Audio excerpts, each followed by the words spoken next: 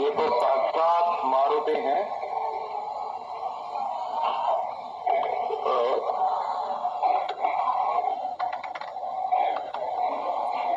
हमको तो ऐसा याद ही नहीं है कभी कि बंदर तो हमारी आंख के सामने आया हो और हनुमान जी की याद ना आई हो।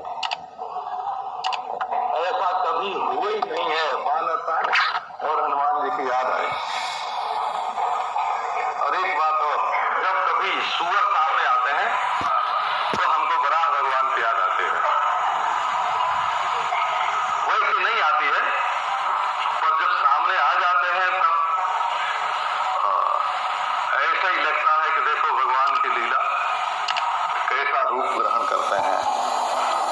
तो देखो, रूप देख के नाम का स्मरण होता है और नाम लेकर के रूप का स्मरण होता है।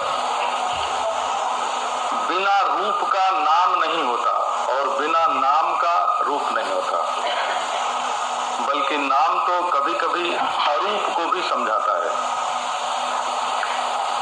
नाम की गति रूप अरूप दोनों में है। अगुण सगुण बिच नाम सुसाखी, उभय प्रबोधक चतुर दुभाषी।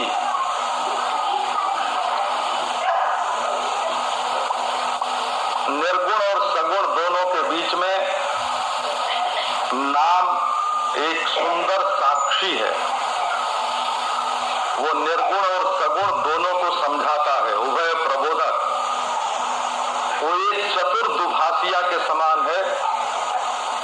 हिंदी भाषी तमिल भाषा न जाने और तमिल भाषा हिंदी भाषा न जाने, तो दोनों के बीच में नाम आकर के समझा देता है।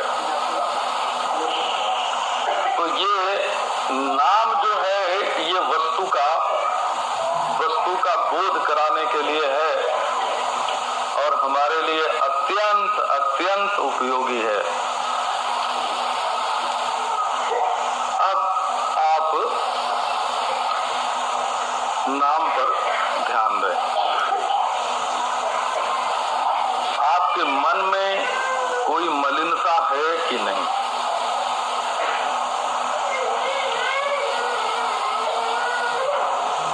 उस मलिनता को आप कैसे दूर करेंगे?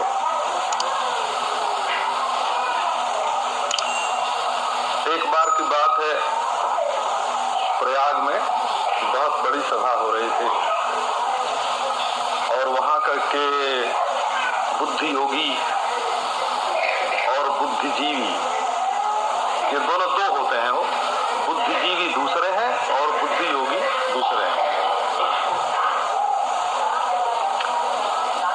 जो अपनी बुद्धि से जीविका चलाते हैं वे बुद्धिजीवी हैं, जैसे वकील हैं, ये बुद्धिजीवी हैं। और एक भगवान की दी हुई बुद्धि से अपने आप को सत्य के साथ जोड़ते हैं। ददामि बुद्धि योगम तम येन माम उपयान्ति ते, वे बुद्धि योगी हैं। गीता में बुद्धि योग का बहुत बड़ा वर्णन है। तो बुद्धिजीवी और बुद्धि योगी दोनों उपस्थित थे।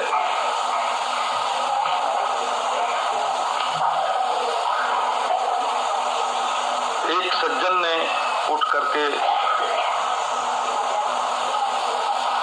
व्याख्यान दिया। वो हरिजन सेवक मंडल के उस समय अध्यक्ष थे, बहुत करते थे।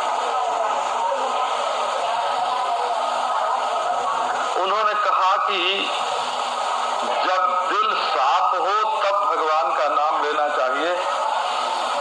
शुद्ध अंतःकरण से, अंतःकरण शुद्धि पूर्वक भगवान का नाम लेना चाहिए। दिल साफ हो तब भगवान का नाम लेना। सभा के सभापति थे वाजपेयी जी, जो हाई कोर्ट के जस्टिस थे उन दिनों में। बाद में वो बंबई के, महाराष्ट्र के गवर्नर हो गए थे। गिरिजा शंकर वाजपेयी, वे थे सभापति।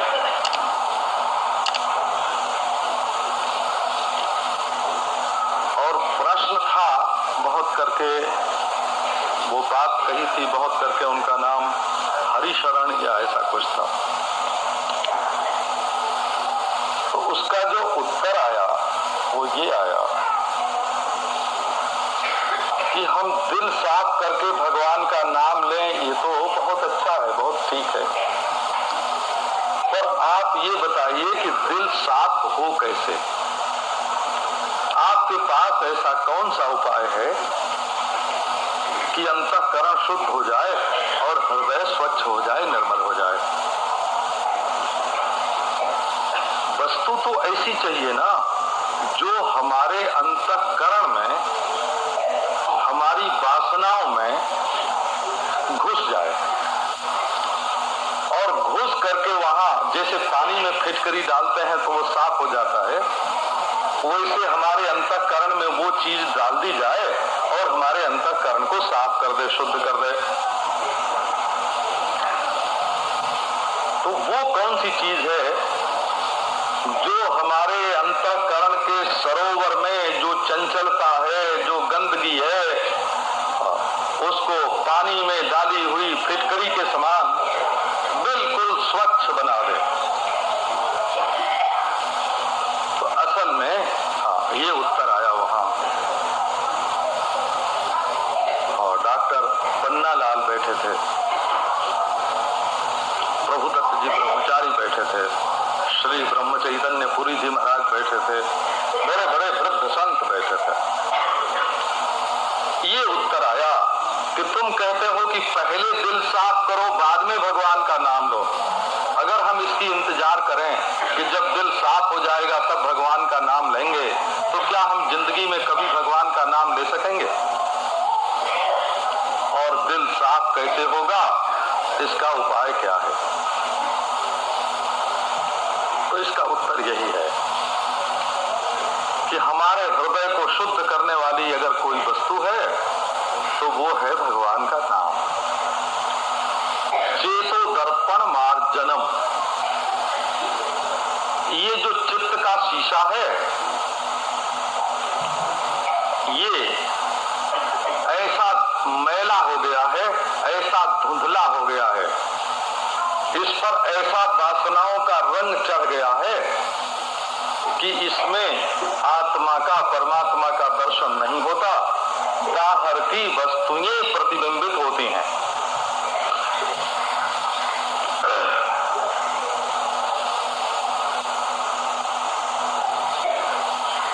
तो अपने दिल पर जो दुनिया का रंग चढ़ा हुआ है उसको धोने के लिए आप उच्चारण करें कृष्ण कृष्ण कृष्ण।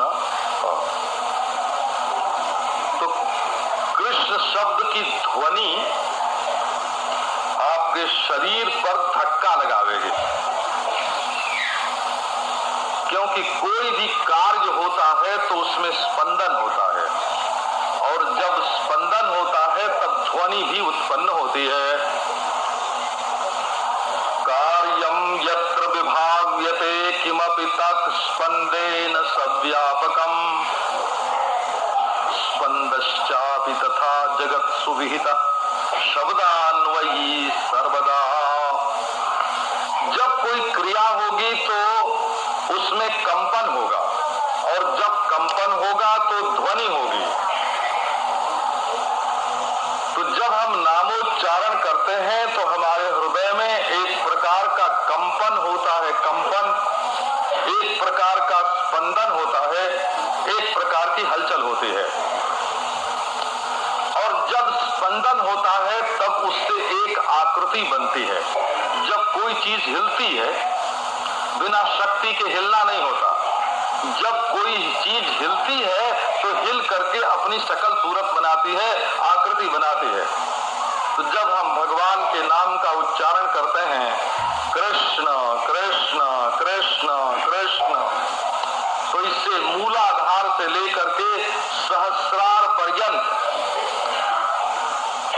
समग्र जो हमारी क्रिया शक्ति और प्रज्ञा शक्ति का मेरुदंड है, और मेरुदंड में जो इदा पिंगला सुषुम्ना का बंधन है, वो सारा का सारा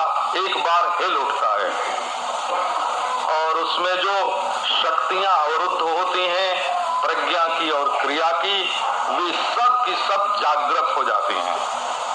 इसी को कुंडलिनी जागरण बोलते हैं जोगी लोग। कुंडलिनी माने सर्पाकार शक्ति, वो जागृत होती है कृष्ण नामोच्चारण से, राम नामोच्चारण से। राम नामोच्चारण से जब स्पंदित होता है हमारा मेरुदंड, इड़ा, पिंगला, सुषुम्ना, चित्रा, संखिनी, जो नाड़ियां हैं अंतर से अंतर, वे सब की सब स्पंदित हो जाते हैं और क्रिया शक्ति व्यवस्थित हो जाती है। आप देखो, चाहे कैसे भी नाम का उच्चारण करो जिह्वा से, हम बात जिह्वा की ही करते हैं और वही सबके लिए उपयोगी है। नाम जी है जपी जागहि जोगी।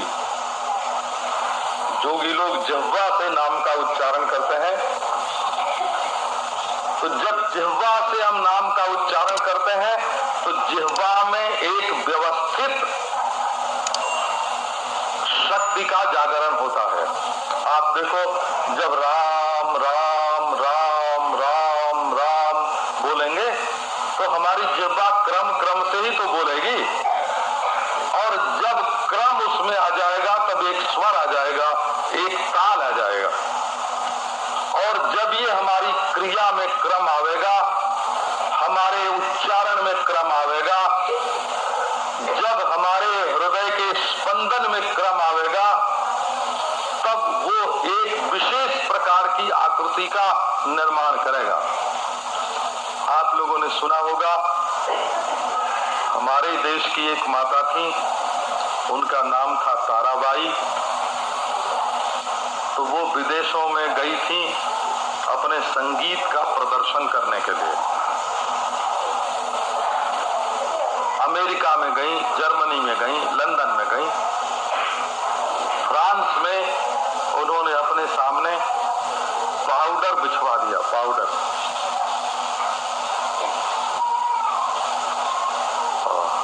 और जो गाना शुरू किया तो उसमें एक आकृति बन गई। राग रागिनी की जैसी शक्ल होती है, जिस राग में गावें, जिस रागिनी में गावें, उसकी शक्ल बन जाती है। वहां एक बंगाली सज्जन थे, उन्होंने भैरवाष्टक का गान किया तो कुत्ता सहित भैरव जी पाउडर पर बन गए। ईसा और मरियम का जब गान किया उन्होंने, देवी ने, तो अपने गोद में ईसा को लिए हुए ईसा की माता बिल्कुल स्पष्ट दिखाई पड़ने लगे। तो ये जो शब्द है, ये शब्द, ये ध्वनि आकृति बनाती है। हमने देखा है जब लोग खूब ऊंचे स्वर से संकीर्तन करते हैं तो तख्ते में से आवाज निकलने लगती है, मकान से झंकार निकलने लगती है वो। तो नारायण ये शब्द जो है, ये प्रत्येक वस्तु पर अपनी शक्ति प्रभाव डालता है, उसको स्पंदित करता है और स्पंदित करके उसमें एक नवीन आकृति बनाता है। तो क्या नारायण, आप जब राम राम करेंगे, कृष्ण कृष्ण करेंगे, हरि हरि बोलेंगे, तो बाहर तो प्रभाव पड़ता ही है। हमने देखा है गोरखपुर में नाम संकीर्तन हो रहा था, नेहरू जी आए, हाथ जोड़ा, उनको कुछ अजीब सा लगा कि 24 घंटे यहाँ नाम संकीर्तन होता है। उनको आश्चर्य हुआ, परंतु वहां एक कुत्ता था, वो बिल्कुल ताल से, जैसे तबले पर थाप पड़ती है वैसे अपने पांव से संकीर्तन में थाप दिया करता था, ताल से नाचा करता था, वो कुत्ता नाचा करता था। श्री चैतन्य महाप्रभु जब जगन्नाथपुरी से व्याकुल होकर वृंदावन के लिए चले भगवान कृष्ण का नाम लेते हुए हरे कृष्ण कृष्ण कृष्ण हरे हरे, हरे राम राम राम हरे हरे। तो डाकू लोग उनके पीछे पीछे ताली बजाते हुए चलते थे और पशु पक्षी चिड़िया उड़ के आसमान की जब वो कीर्तन करते हुए चले तो थोड़ी दूर आगे जाके बैठ जाएं, फिर वो आगे निकले तो फिर थोड़ी दूर आगे जाके निकल जाएं। वहां के हरिण, वहां के गीदड़, वहां के भेड़िए श्री कृष्ण महाप्रभु की संकीर्तन ध्वनि पर मुग्ध होकर के उनके पीछे पीछे चला करते थे। ये भगवान नाम की ध्वनि भाव के जागरण में, प्रज्ञा के जागरण में, शक्ति के जागरण में अपने जैसा प्रभावशाली दूसरा कोई पदार्थ नहीं रखता है। यदि आपको अपने शरीर में कोई परिवर्तन करना है, जीवन में परिवर्तन करना है, आपको अपना चरित्र शुद्ध करना है, आपको अपनी भावना शुद्ध करनी है, आपको अपनी प्रज्ञा बढ़ानी है, आपको ईश्वर के संबंध में प्रकाश ज्ञान प्राप्त करना है, तो आप भगवान के नाम का उच्चारण कीजिए। श्रीमद् भागवत में कह दिया, यथा यथात्मा परिमृज्यते सौ मत पुण्य गाथा श्रवणाभिधानई तथा तथा पश्यति वस्तु सूक्ष्मम चक्षुर्जथैवांजन संप्रयुक्तम। यथा यथात्मा परिमृज्यते सौ, आप अपने अंतःकरण में जैसे जैसे झाड़ू लगाते हैं, परिमार्जन का पोंछते हैं, शीशे को जैसे साफ करते हैं, जैसे जैसे आप अपने अंतःकरण का परिमार्जन करेंगे, उसमें धूल लगी है, उसमें रंग चढ़ा हुआ है, उसमें गंदगी लगी हुई है, ये जो बाहर की वस्तुएं जा करके आपके हृदय में राग द्वेष बना देती हैं। आपका राग द्वेष छूटता नहीं है, घबराइए मत।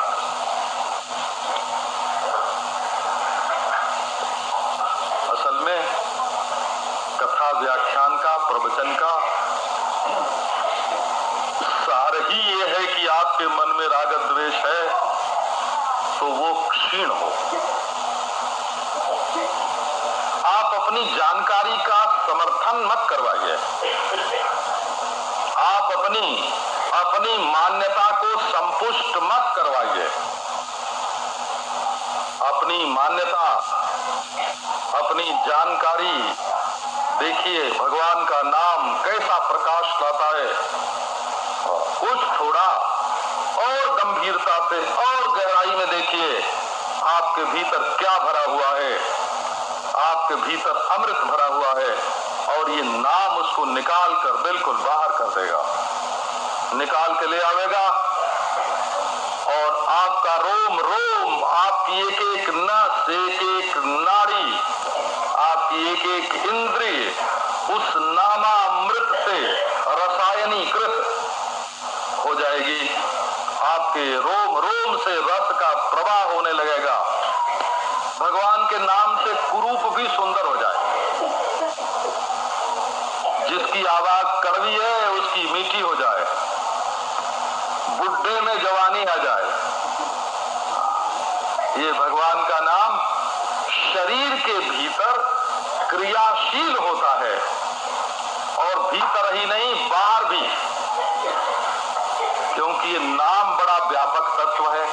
आप जानते हैं कि जहां से रेडियो में ये शब्द भेजे जाते हैं, वो तो एक मशीन होती है जो ऐसे स्तर में शब्द को पहुंचा देती है कि आप उसको कहीं से पकड़ सकें मशीन के द्वारा। लेकिन वो चाहे भेजने वाली मशीन हो और चाहे पकड़ने वाली हो और न हो, ये जो हम नामोच्चारण करते हैं ये हमारे हृदय के द्वारा संप्रेषित होता है। प्रेषण शक्ति जिसको बोलते हैं ना, प्रेषण शक्ति, भेजने की ताकत, ये भगवान के नाम में ऐसी संप्रेषण शक्ति है कि जैसे अमेरिका का बोला हुआ शब्द आपको भारतवर्ष में सुनाई पड़ता है, ऐसे आपके द्वारा बोला हुआ भगवान नाम समग्र आकाश को व्याप्त कर लेगा, समग्र आकाश को। बोला क्योंकि नाम शब्द आकाश का गुण है, ऐसा नैयायिक वैशेषिक मानते हैं। और शब्द आकाश की तन्मात्रा है, ऐसा सांख्य योग मानते हैं। माने आकाश से भी सूक्ष्म है, तन्मात्रा कहने का अभिप्राय हुआ आकाश से भी सूक्ष्म है, आकाश की कारणभूता शब्द तन्मात्रा। पंचीकृत शब्द जो है कब वो भले गुण हो गए आकाश का, लेकिन अपंचीकृत शब्द जो है कब वो तो आकाश का कारण है, आकाश की तन्मात्रा है। तो जब हम शुद्ध रूप से भगवान के नाम का उच्चारण करते हैं, हरि हरि हरि कृष्ण कृष्ण कृष्ण, तो वो समग्र आकाश में व्याप्त होता है, आकाश को शुद्ध करता है। और आकाश से जब वायु प्रकट है तो वायु को शुद्ध करता है, वातावरण को, और फिर वो रूप को शुद्ध करता है, फिर वो रस को शुद्ध करता है, वो गंध को शुद्ध करता है। माने हमारे इंद्रियों के सारे भोग पवित्र हो जाते हैं और सारी वस्तुएं पृथ्वी जल अग्नि वायु आकाश ये पवित्र हो जाते हैं। ये भगवान नाम केवल व्यक्तिगत जीवन का ही शोधक नहीं है, समग्र सृष्टि का शोधक है। श्रीमद् भागवत में ये बताया, एक श्रद्धा भावना बड़ी भारी लोगों के साथ जुड़ गई है। असल में लोग ईश्वर की प्रधानता को तो समझते नहीं, अपने आत्मा की प्रधानता को समझते हैं। नारायण, जैन धर्म में आत्मा की प्रधानता है, ये बात बिल्कुल ठीक है, वो जैन धर्म का सिद्धांत है। नारायण, बौद्ध धर्म में वासना की प्रधानता है का हमको का इसमें कोई संदेह नहीं है। वासना जब शुद्ध करेंगे निर्वासन हो जाएंगे। और नारायण, ये आत्मा जब साधन करेगा तो स्वयं वीतराग हो जाएगा, अलोकाकाशगामी हो जाएगा। ये जैन बौद्ध सिद्धांत में श्रद्धा वासना की प्रधानता और आत्मा की प्रधानता स्वीकार की हुई है। नारायण, योग और सांख्य में भी आत्मा की प्रधानता है, परंतु उनका आत्मा नित्य एक रस दृष्टा है। पूर्व मीमांसा में भी आत्मा और कर्म की प्रधानता है, परंतु ये जो भगवान नाम है ये न मीमांसा दर्शन का है, मुख्य प्रतिपाद्य मीमांसा दर्शन का नहीं है, और न मुख्य प्रतिपाद्य सांख्य योग का है, न मुख्य प्रतिपाद्य जैन बौद्ध का है। यद्यपि नाम वे लोग भी लोल लेते हैं, बोला ओम मणिपद में होम, ये क्या है? बुद्धम शरणं गच्छामि, ये क्या है? ओम नमो हरिहंतारम, ये क्या है?